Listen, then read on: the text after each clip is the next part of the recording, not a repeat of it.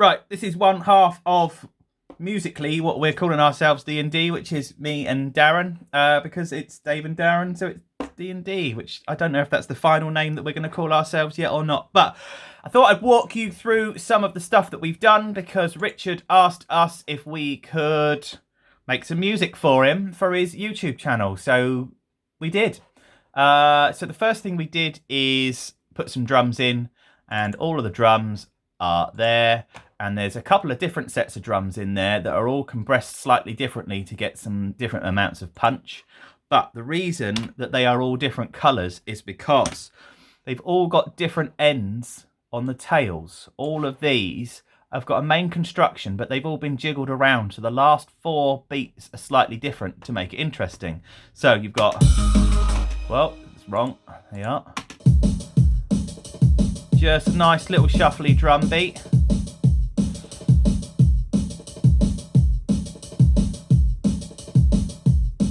Like that. And then the different ones have got different endings on them. That's got a double kick. That's got a double kick in a different place. And then the blue one. So they're all slightly different. Then you take your second set of drums. Like that. And P and 1 and totally different groove to that drum. And these are all identical. These are doing the same thing. But what I've done is when you lay them together, you get this really nice punchy, which is lovely. Then we set some overheads to go over the top, which is just very, very tinny with a little bit of distortion on them to make them move. Then we got a shaker, which is your norm. And then we've got a crash. And then when you add all of that together,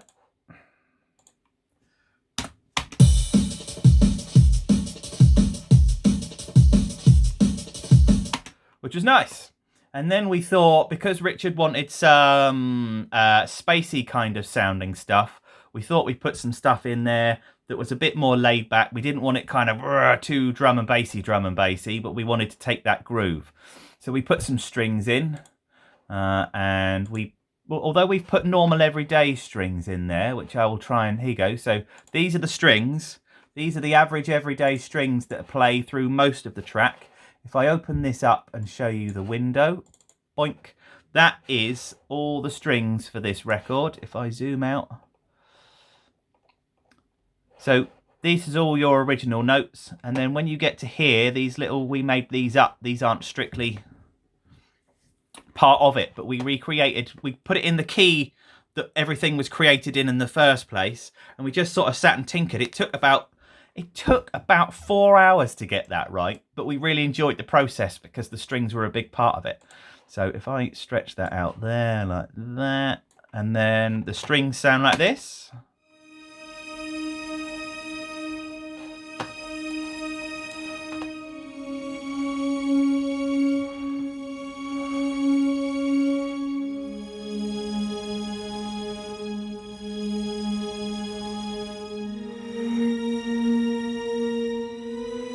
And then the second one is the same, but different here.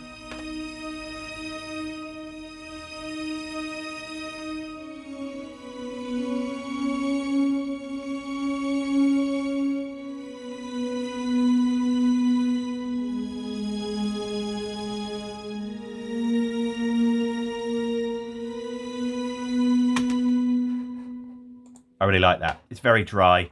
It's not really, it's not got as many effects on it that we would normally throw at something like that. But if you put too much stuff in the overall mix, it makes everything sound all jumbled up. So for the intro, to keep it spacey and interesting, we did one of these, which to my mind sounds very much like the tension string that they use in the Nolan Batman movies.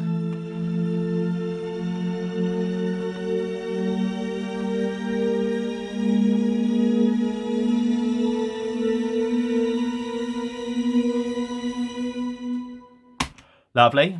And here is something that we've very creatively called Spacey Space. But this is an arpeggiator. But what we've done specifically is it's in a really, really old replica synthesis. So this is like, this Korg Legacy stuff is just a digital version of something that was very, very popular in the mid-80s, early 90s. And it had a very, very limited amount of stuff, but it's got a really, really warm analog sound to it. And to keep that sounding spacey, it does this.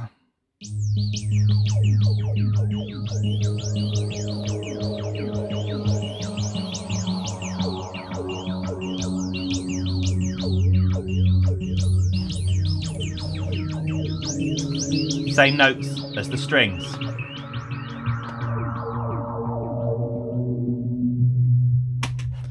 The filter we did ourselves, but that was easy to do.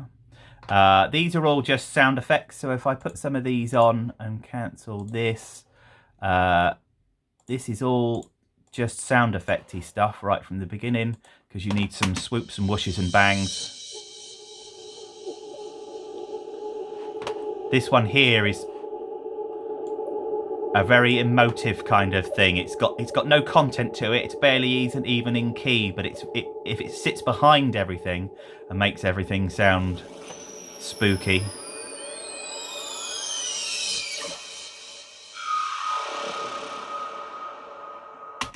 So if you take all of those little bits and you add them up to the intro and turn all of that stuff off, put it there, the intro sounds like this.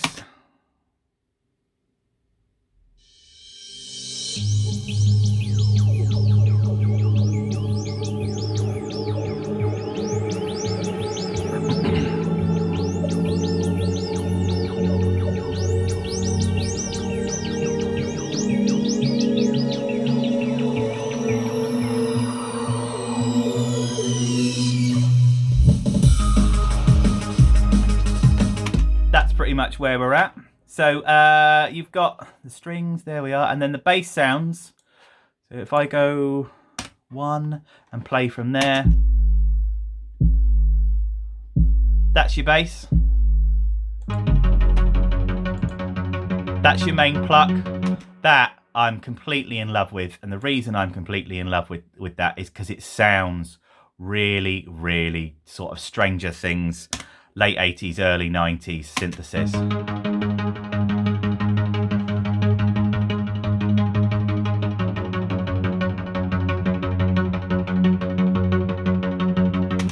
I love that. If we check the MIDI sub here, that is in the same notes as the strings again, as you would, but this sits astride the top of the bass, so it's going to do this. It's also got an absolute boatload of reverb on it, so I turn that off, which we did on purpose because that's got very little actual bass to it. It only sits astride the sub bass to make it sound longer and fatter, but without getting in the way of the mix. So that sounds really nice. And then down here we've got the one. If I turn all of this off and put that on, you've got this, which is a second riff. That runs pretty much all the way through everything.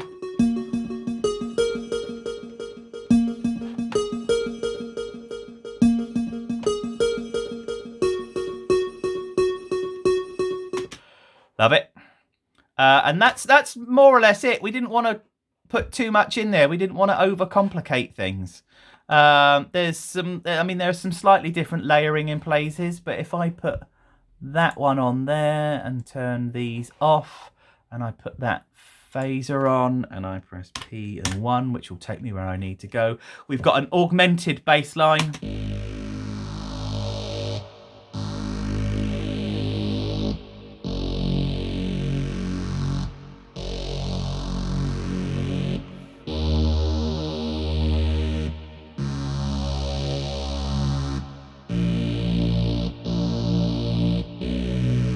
And then more or less the same thing, which is going to go here. Again, very, very late 80s, early 90s Korg synthesis. Simple, but emotive. And then when you add those two together, one of them really goes from sort of left to right, and one of them's very down the middle. And by doing that, they phase with each other beautifully, which you won't be able to hear on this, but when you hear it on the video, you will. But it's going to go...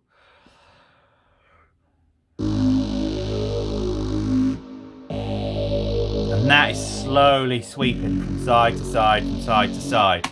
But only in the top end, not in the sub bass, because you can put the sub bass on there as well. If I put the 909 with that, it's going to go...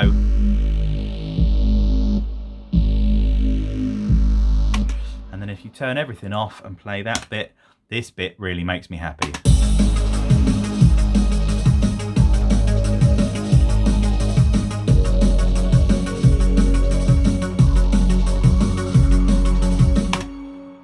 So that's pretty much it. That's how we just tagged everything together. It was, and this is the final part of a project that we imported loads of stuff. I'm going to show you some of the stuff later on that we threw away because it was a bit too aggressive and it was a bit too grrr, and we went back to the drawing board, and the computer project actually crashed at one point and it didn't save properly, and we had to go back and missed some stuff.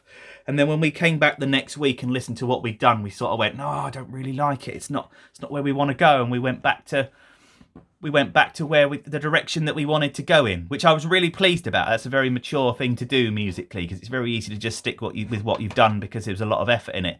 And if it's not the right thing, then it's not the right thing.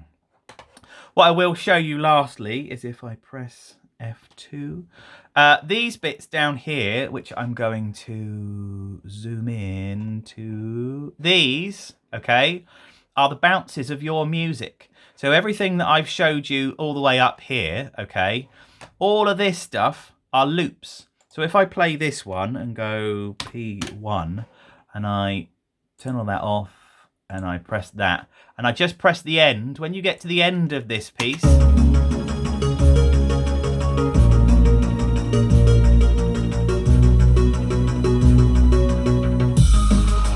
it goes back to the beginning. This bit is the same but different. If I put that there and P, oh no, don't want there.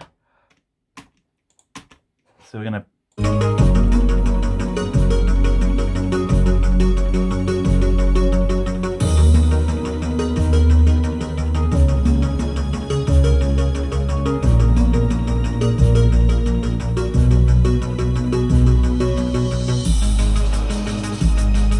So by choosing all of these different subsections of music that I've bounced, you can actually import these into your video editor and arrange them the way you want them, because they're all going to be titled different bits. So when we send them through, if there's one that you really like or one that you don't like, you can sort of choose what you want and put them in.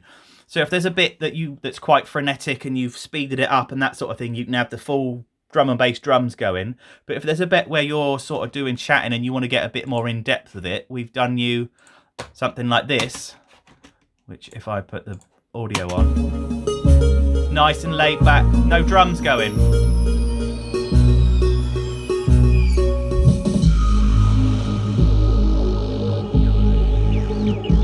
So you can turn the volume down on the channel, and then the last one's here. That's just everything going together. If I put that at the end, you can hear how it loops.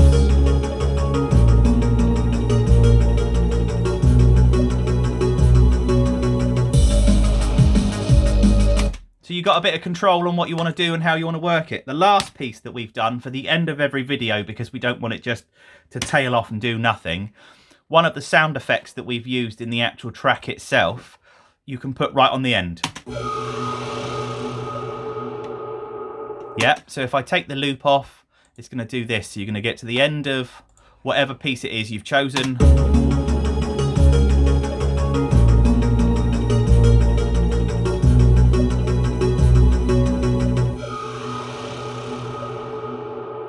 For continuity's sake, that is the piece of music that we've written.